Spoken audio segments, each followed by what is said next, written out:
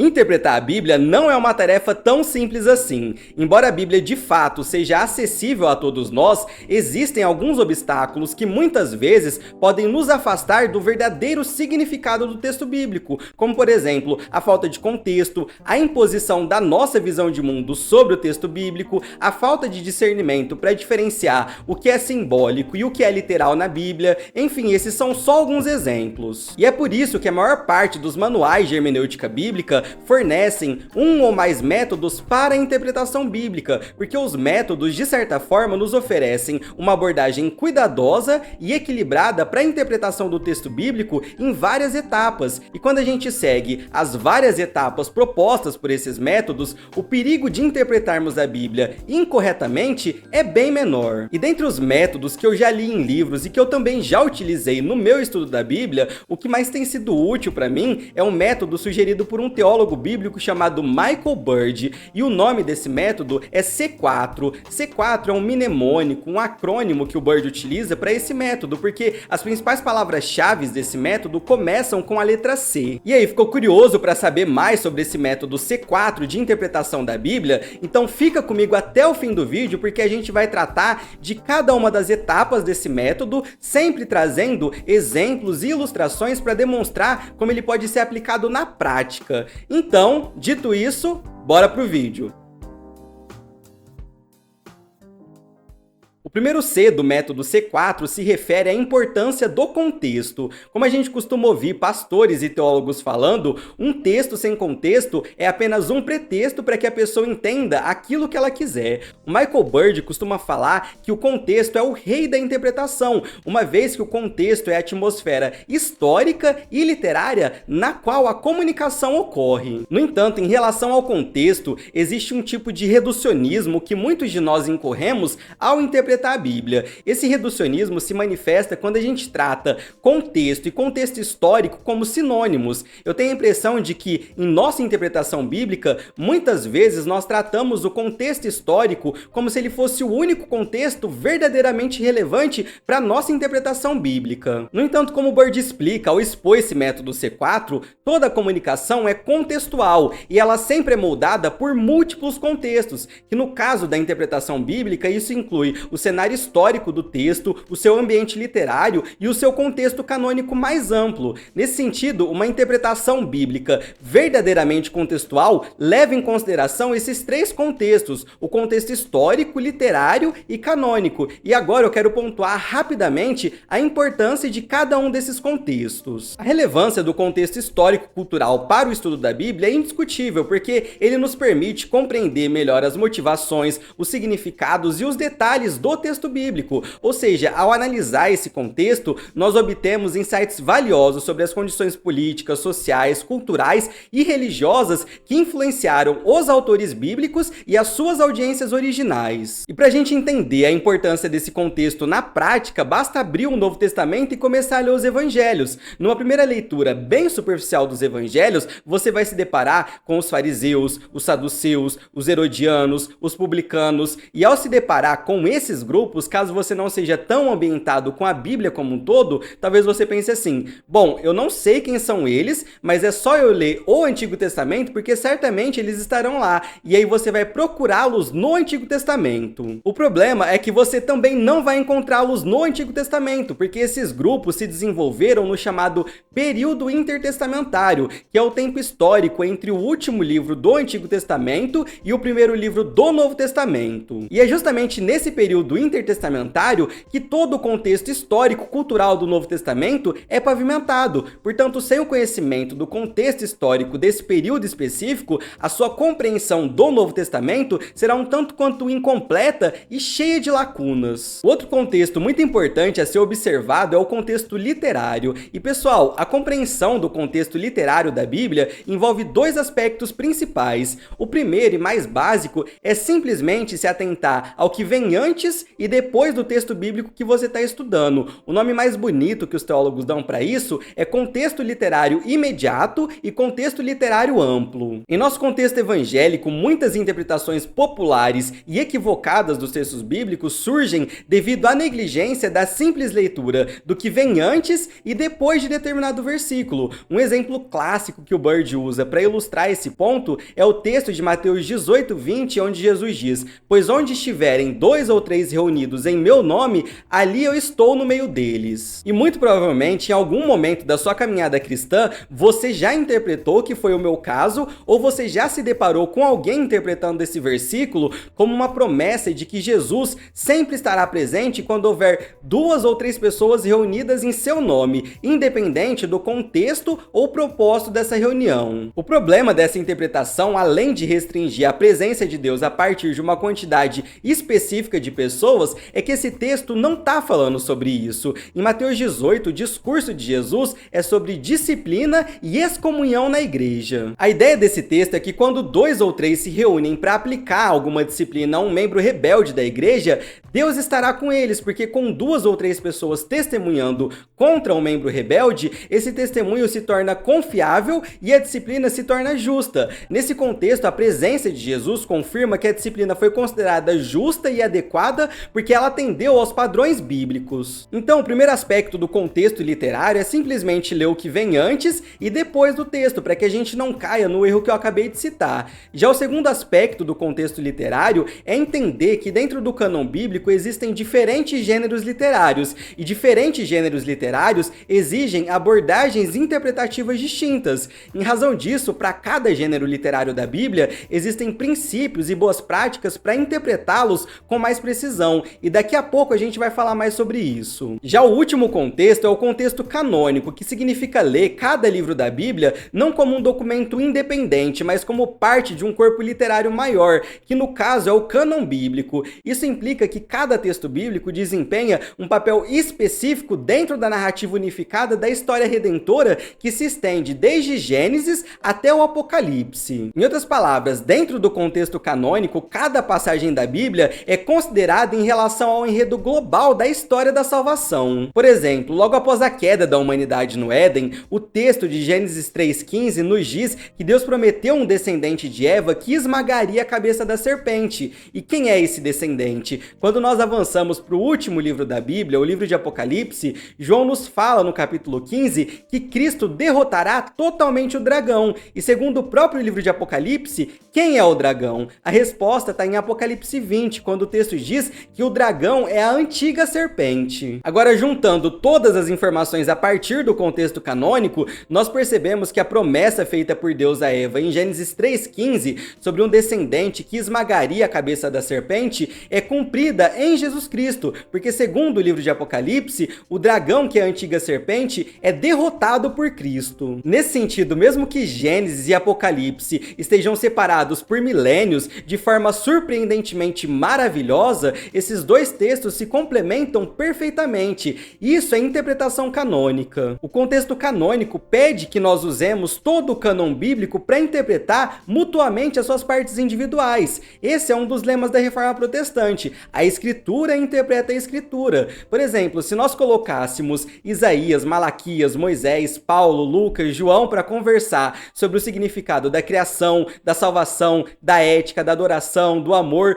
o que cada um deles traria para essa conversa? Essa é a beleza de utilizarmos o contexto canônico, porque ele não abafa as contribuições teológicas de cada autor bíblico, como pode parecer no primeiro momento. Na verdade, ele ouve o que cada um dos autores bíblicos tem a dizer sobre determinado assunto e depois o contexto canônico busca acomodar todas essas vozes como numa bela música, como numa sinfonia perfeita. Portanto, o contexto histórico, literário e canônico é indispensável para a interpretação bíblica. O segundo C do método C4 se refere à importância do conteúdo para o estudo da Bíblia. Essa é a etapa do método onde você se envolve mais ativamente com o texto bíblico, analisando os seus principais assuntos e identificando os principais objetivos dos autores ao utilizar determinados instrumentos literários. E quando se trata de conteúdo, há vários componentes a serem analisados, e dentre esses componentes, o Bird destaca alguns que para ele são os principais. O primeiro componente importante importante na análise do conteúdo da Bíblia é a questão do gênero, que eu já comentei brevemente, mas agora eu quero desenvolver um pouco mais esse tema com vocês. Bom, em linhas gerais, o gênero literário pode ser definido como um conjunto de características textuais reconhecíveis que oferecem pistas sobre a intenção do autor e que despertam expectativas específicas no leitor quanto à forma como determinado texto deve ser interpretado. O Michael Bird explica que o gênero literário opera como um contrato pré-estabelecido entre o autor e o leitor, definindo as regras de significado que serão aplicadas na interpretação do texto. Ou seja, o gênero literário esclarece como o texto se conecta com o autor dentro de um contexto específico e como esse texto deve ser interpretado por nós. Conhecer o gênero literário de um livro bíblico e conhecer as convenções e expectativas de determinado gênero ajuda a evitar muitos erros de interpretação. Por exemplo, os livros de poesia, como os Salmos, frequentemente utilizam linguagem simbólica e imagens poéticas, enquanto os evangelhos apresentam relatos históricos da vida de Jesus. Nesse sentido, nós não podemos ler os Salmos de forma literal, porque eles possuem muita linguagem poética e simbólica, da mesma forma que nós não podemos ler as narrativas históricas dos evangelhos simbolicamente e poeticamente. Tanto a linguagem poética como a linguagem simbólica comunicam a palavra de Deus, mas cada uma a sua própria forma. Então, o estudo dos gêneros literários da Bíblia traz essa percepção mais aguçada do texto bíblico, de modo que nós nos tornamos mais familiarizados com os padrões e técnicas literárias utilizadas pelos autores bíblicos, o que nos ajuda a interpretar a Bíblia de maneira mais precisa. Por exemplo, quando você já está habituado aos gêneros literários da Bíblia e você pega para estudar um texto poético, você já começa a procurar as figuras de linguagens, a estrutura da poesia, os recursos estilísticos que podem ter sido usados, como por exemplo o paralelismo, o uso de acrósticos e o uso de quiasmos, que são características muito peculiares da poesia hebraica. Um segundo componente que o Bird cita como muito importante para a análise do conteúdo da Bíblia são as suas características retóricas, e por retórica ele quer dizer que o texto bíblico tem por objetivo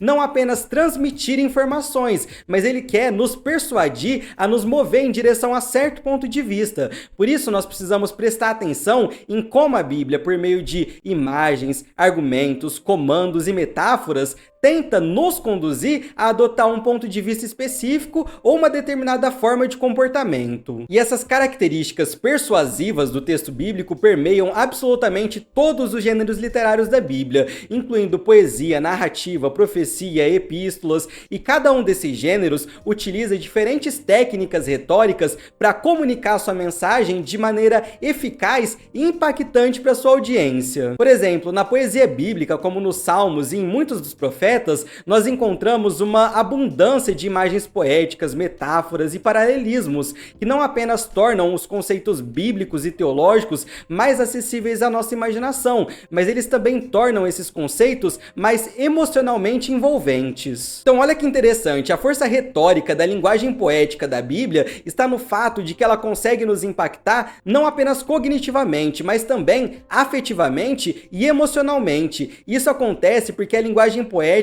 consegue nos tocar de um modo diferente da linguagem propositiva. Já nas epístolas do Novo Testamento, nós encontramos uma riqueza de linguagem exortativa. Então a força retórica da linguagem epistolar é mais direta e propositiva, envolvendo mais o aspecto cognitivo, o aspecto da racionalidade. Vocês percebem que, independentemente da linguagem utilizada, seja ela poética, profética ou epistolar, ela sempre será acompanhada por características retóricas e persuasivas, porque o texto bíblico sempre busca não apenas transmitir informações, mas também nos persuadir em direção a certo ponto de vista, querendo formar em nós comportamentos a serem imitados e rejeitados, virtudes a serem desenvolvidas e vícios a serem rejeitados. Por isso, a análise retórica é um elemento fundamental para o entendimento do conteúdo do texto bíblico. E um terceiro componente muito importante na análise do conteúdo é a tal da intertextualidade, que nada mais é do que o estudo de como um livro bíblico se refere a outros livros bíblicos.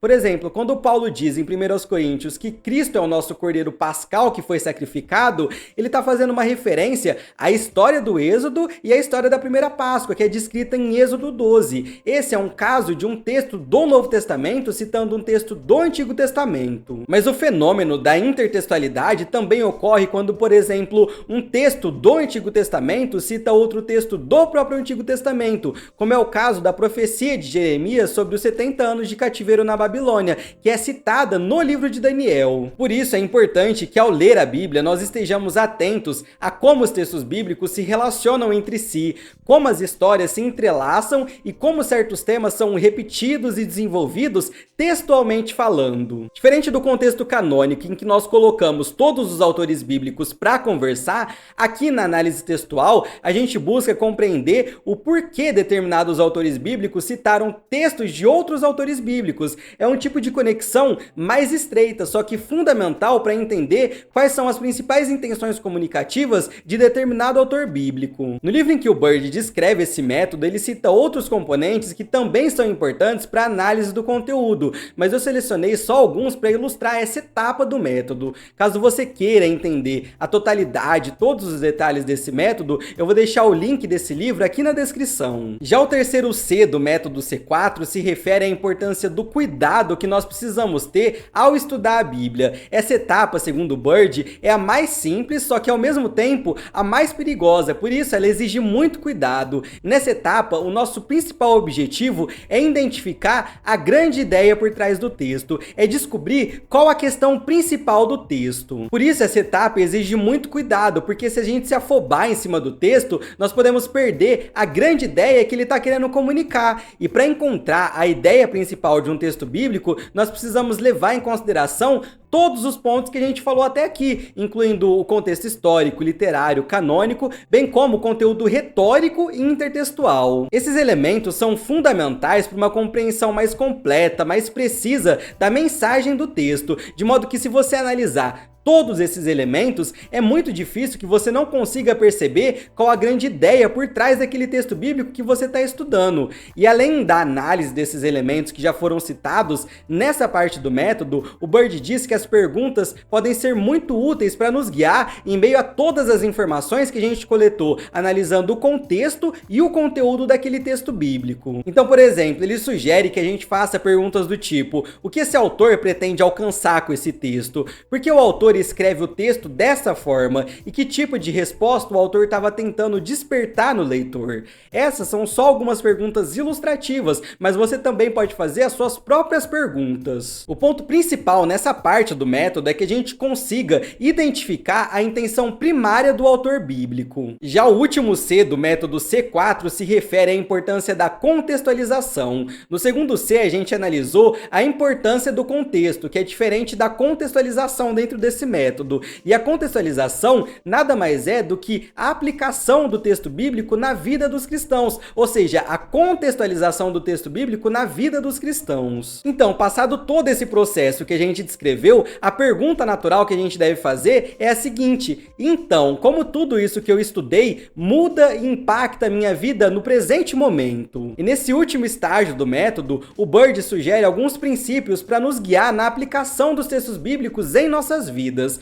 Aqui eu vou citar apenas um para o vídeo não ficar tão extenso, e o princípio que eu escolhi para falar é o que a gente pode chamar de princípio imaginativo. Segundo Bird, uma boa aplicação do texto bíblico requer uma imaginação moldada pelas escrituras. Isso quer dizer que esse princípio nos desafia a usar a nossa imaginação para transmitir a mesma mensagem da Bíblia a partir de uma linguagem que faça sentido para as pessoas nos dias de hoje. E o exemplo que ele utiliza para ilustrar esse princípio é o das parábolas. O Bird conta que sempre quando ele ministra algum curso sobre os evangelhos, ele desafia os seus alunos a recontarem a famosa parábola do filho pródigo, respeitando o seu sentido original, só que a partir de uma outra história, com outros personagens, com outra ambientação histórica e literária. E esse é um exercício que exige muito domínio do texto bíblico e também muita criatividade. Nas palavras do próprio Bird, ele diz assim: em última análise, as melhores aplicações são aquelas que fornecem uma sábia mistura de fidelidade ao mundo bíblico